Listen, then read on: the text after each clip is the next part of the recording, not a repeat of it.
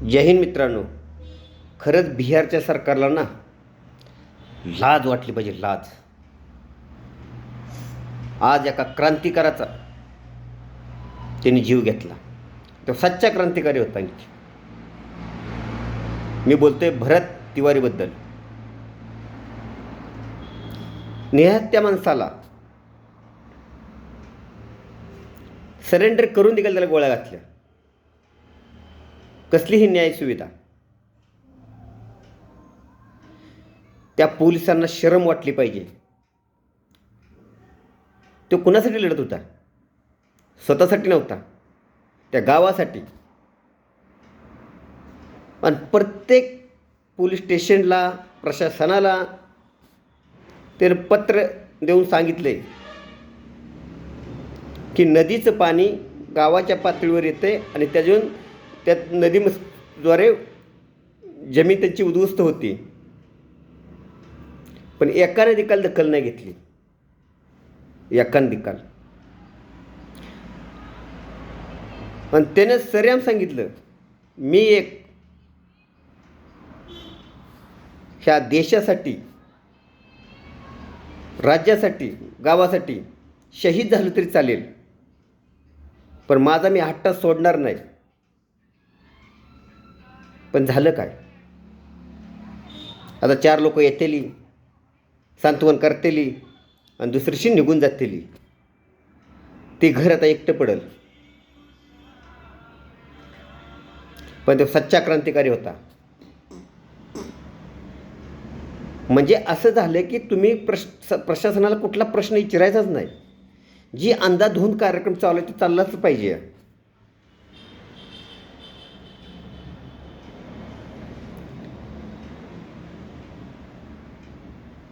हे आता अंधभक्त येतील, जातीवादी कराय बघतील, और तेव्हा देखील हिंदू राष्ट्रच त्याला बी वाटायचं.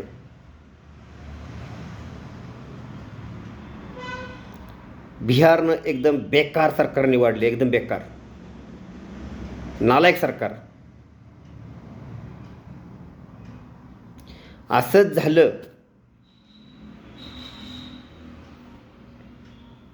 तर जवानामध्ये ज्वाला उठण्याची जी क्षमता कमी नाही होणार, वाढेल उलटी.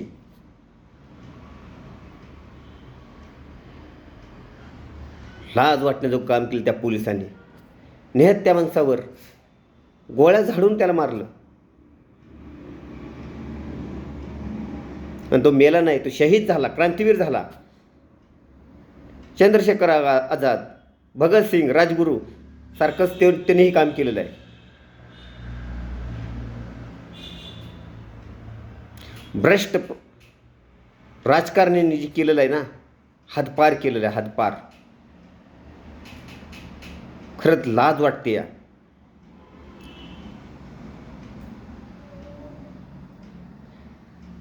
सऱ्याम एका नवीन, काय बोलायचं,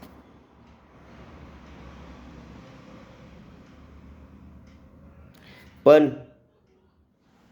बिहारच्या लोकांनो त्याला विसरू नका.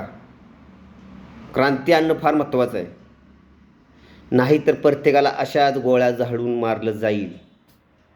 प्रत्येकाला.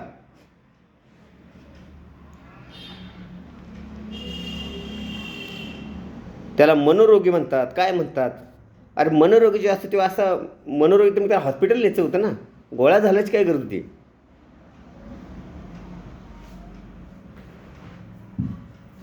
खरंच भारत देश कुठं निघाला काय कळेना. असं जर प्रत्येकाचं होत राहिलं ना,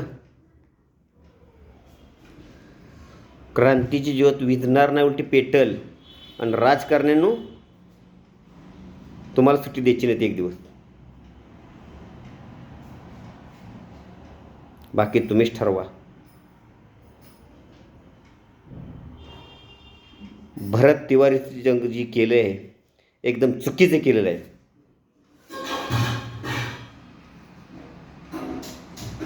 एकदम चुकीचं झालेलं आहे. सच्चा देशभक्त होता तो, सच्चा देशभक्त. पण लास्ट क्षणी निकाल म्हणत गेला तो,